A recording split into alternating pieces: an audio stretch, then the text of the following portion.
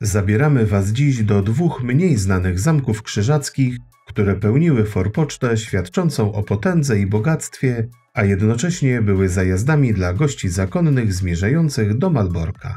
Odwiedzimy pozostałości po warowni, w której odkryto skarb schowany przed potopem szwedzkim, a wymienia się go również w kontekście ukrycia bursztynowej komnaty. Obejrzymy także jedną z najnowocześniejszych na owe czasy warowni, która posiadała nowatorski system wydawania rozkazów na duże odległości. Zapraszamy!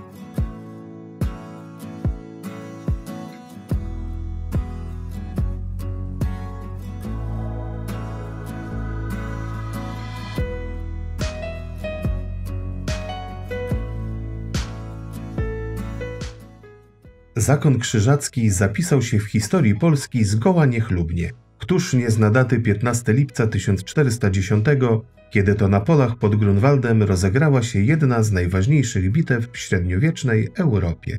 Jednak to właśnie dzięki działalności rycerzy Najświętszej Marii Panny możemy dziś oglądać imponujące budowle obronne, które w niezwykłej ilości stawiali na zajmowanych terenach. Dziś zabierzemy Was do dwóch mniej znanych warowni krzyżackich w Człuchowie i Bytowie.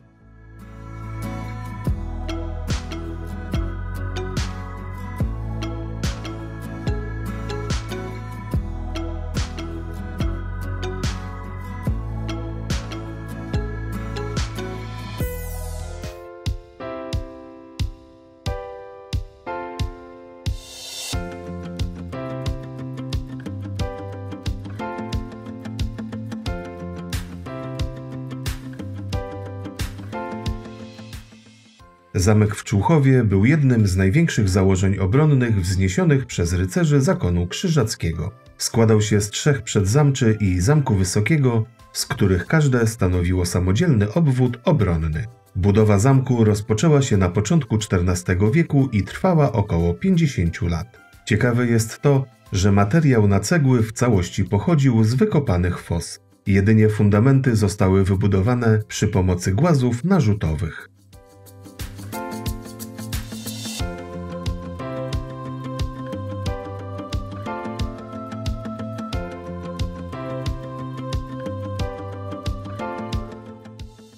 Rozległość i wielkość zamku wynikały z jego ważnej roli strategicznej i reprezentacyjnej w systemie państwa krzyżackiego. Przez Człuchów przejeżdżali goście zakonni podróżujący do głównych ośrodków i to tu po raz pierwszy stykali się z jego potęgą.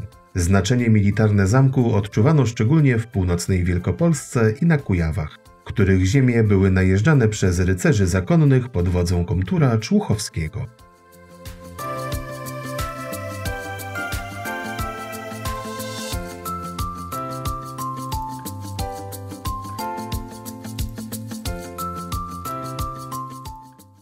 Po wojnie 13-letniej władzę na zamku przejęli Polacy.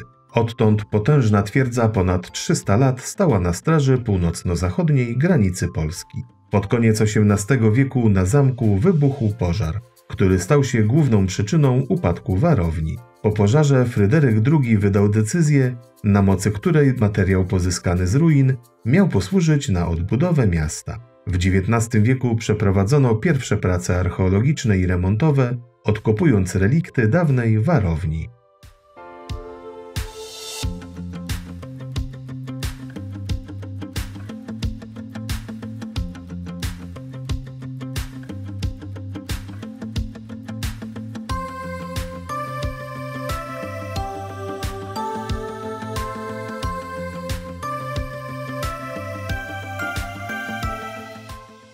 Największe osiągnięcia w poszukiwaniu skarbów na zamku w Człuchowie mają archeolodzy z Uniwersytetu Warszawskiego, którzy najpierw trafili tu na 18 srebrnych monet, których wybicie datuje się na XVII wiek, a zostały najprawdopodobniej ukryte przed wojskami szwedzkimi w 1657 roku. Jednak największą sensacją było odkrycie podziemnego tunelu, którego przeznaczenia do dziś nie określono. Poszukiwacze wiążą go z jednym ze śladów prowadzących do bursztynowej komnaty, którą rzekomo ukryli w tym miejscu hitlerowcy.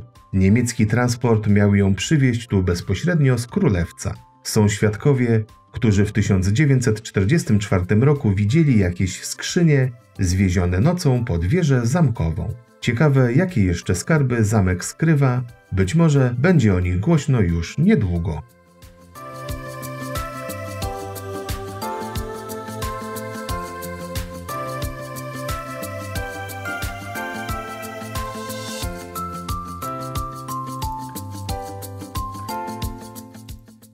Obecnie teren zamku jest udostępniony jako tzw. trwała ruina. Zachowały się tu kamienne mury przyziemia, piwnice i wieża główna oraz fragmenty kamiennych murów otaczających podzamcze. Podczas prac archeologicznych udało się m.in. odsłonić średniowieczny bruk, pozostałości 3 bram prowadzących do zamku, ruiny budynku bramnego, składowisko XV-wiecznych kul armatnich i gotyckiej cegły.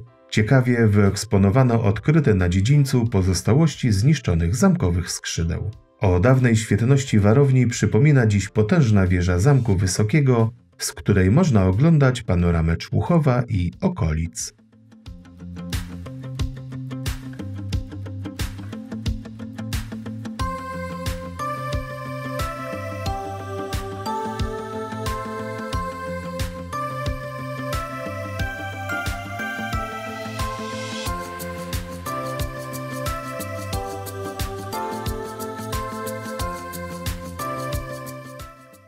Wewnątrz obejrzeć można eksponaty archeologiczne na tle oryginalnych murów zamku. Można tu także zobaczyć multimedialną rekonstrukcję powstania zamku, makiety oraz stare mapy, zdjęcia i pocztówki przedstawiające Człuchów i okolice.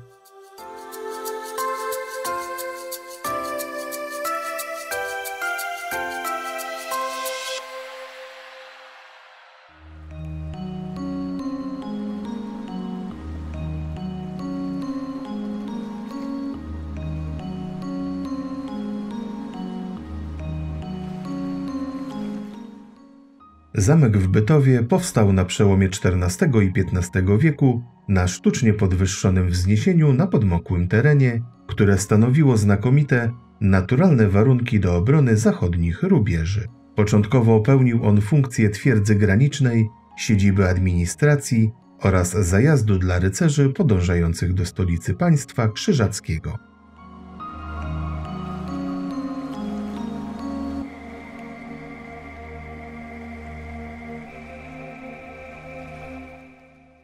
Gotycka budowla powstała na planie prostokąta z 3 okrągłymi basztami i czworoboczną wieżą prochową. Podejścia do zamku bronił system fos, przedzamcze, a także zwodzony most. Warownia imponowała solidnością i nowoczesnością. Posiadała m.in. specjalne kanały dźwiękowe do wydawania rozkazów na większą odległość oraz pozwalała zastosować do obrony broń palną, co było ówcześnie ewenementem.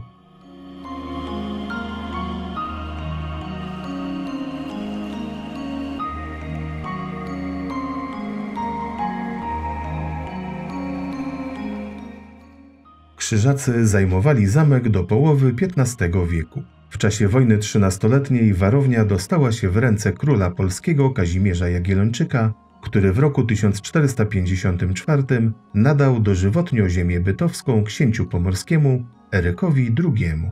Gryfici mieli tu swoją siedzibę do 1637 roku. To dzięki nim warownia rozrosła się do obecnych rozmiarów. Powstały nowe budynki domu książęcego i wdowiego, a zamek dodatkowo ufortyfikowano. Zdobyty i zniszczony przez Szwedów podczas potopu, długo pozostawał w kompletnej ruinie. Rekonstrukcję rozpoczęto dopiero na krótko przed II wojną światową.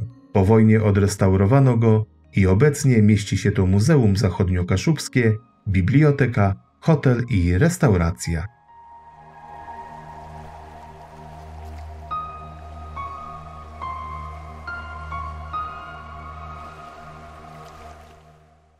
W najstarszym budynku zamku, tak zwanym domu zakonnym, w którym w czasach średniowiecza mieścił się refektarz, kaplica oraz mieszkanie prokuratora, ma swoją siedzibę Muzeum Zachodnio-Kaszubskie. Na parterze znajduje się wystawa etnograficzna poświęcona kulturze materialnej Kaszubów bytowskich. Są tu eksponaty dotyczące rolnictwa, rybołówstwa, pszczelarstwa i rzemiosła. W jego zbiorach znajdziemy na przykład drewnianą sokowirówkę czy kolekcję przemyślanych pułapek na myszy. Konstrukcje dawnych rzemieślników budzą prawdziwy podziw dla ich zręczności.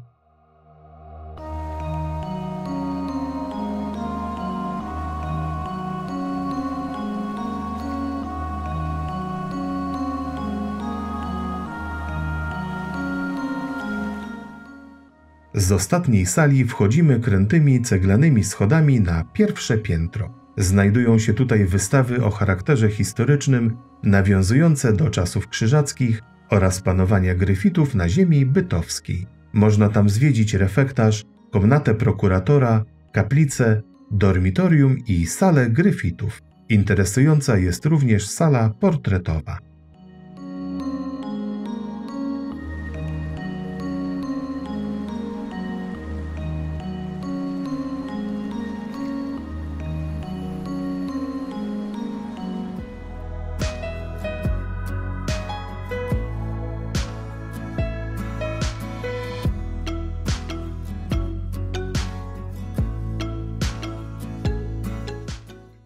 Zamki krzyżackie na Pomorzu od lat przyciągają turystów, choć większość z nich wybiera te najsłynniejsze w Malborku czy Kwidzynie. Warto jednak zboczyć z utartych szlaków i wybrać się do mniej znanych warowni, które mają swoją bardzo ciekawą historię i skrywają nieodkryte tajemnice.